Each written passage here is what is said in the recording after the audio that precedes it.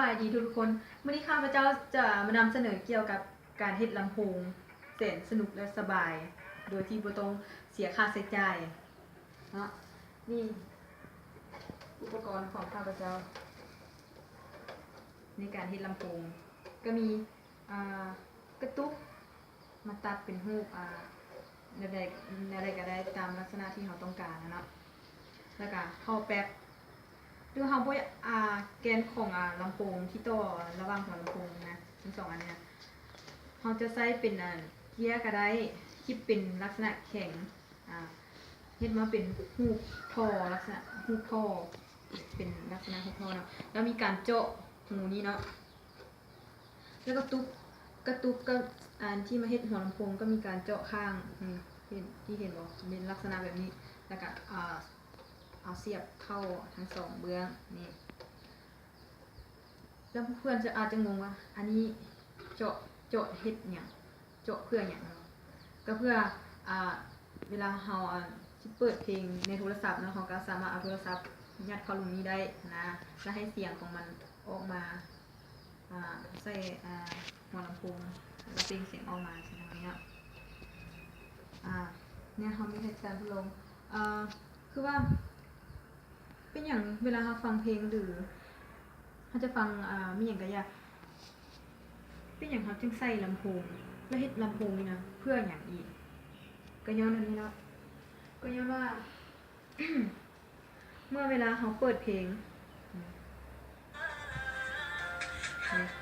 ตัวอันนี้ก่อนที่ยังบ่ทันใส่ลำโพง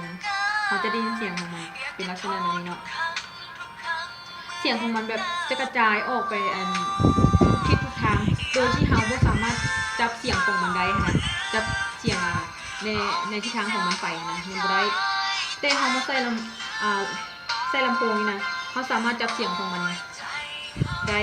และจะเห็นให้เราได้ยินเสียงแบบมีลักษณะเสียงดังขึ้นแบบทุ่มแบบม่วนกว่าเก่าเนาะเนี่ยมันจะลำโพงนะมันจะมีเสียงแบบนี้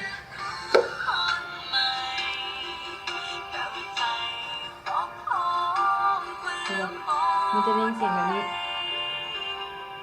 เพราะว่าเมื่อเขาใส่ลำโพงเนี่ยเสียงของมันก็จะมีทิศทางของเสียงมันไปแล้วมันจะเข้าในแกนของลำโพงที่ต่อระหว่างหัวลำโพงมันจะออกมาทั้งสองฝากนี่มันจะมาทั้งสองฝากเสียงของมันจะเข้ามาในหัวลำโพงซึ่งว่าเขาได้ยินเสียงทุ่มนี่ก็ได้ว่าหัวลำโพงเนี่ยมันกระจายเสียงออกให้เขาได้ยินเสียงของมันได้ยินชัดแบบเสียงทุ่มและม่วนกว่าตอนที่เขายังบ่ได้ใส่ลำโพง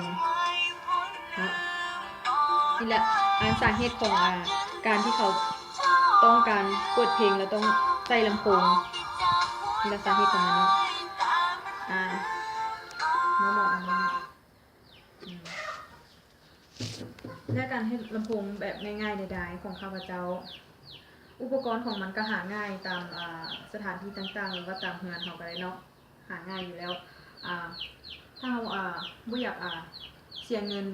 ในการซื้อลำโพงเขาก็สามารถทำเองหรือว่าเฮ็ดได้เนาะเฮ็ดได้เองเนี่ยตามที่ข้าพเจ้าได้เฮ็ดเนาะการเฮ็ดลำโพงของข้าพเจ้าก็จบลงเพียงเท่านี้เนาะในครั้งหน้าข้าพเจ้าจะเอามีอย่างมานำเสนอก็สามารถติดตามได้ในครั้งต่อไปสำหรับมื้อนี้ขอขอบใจ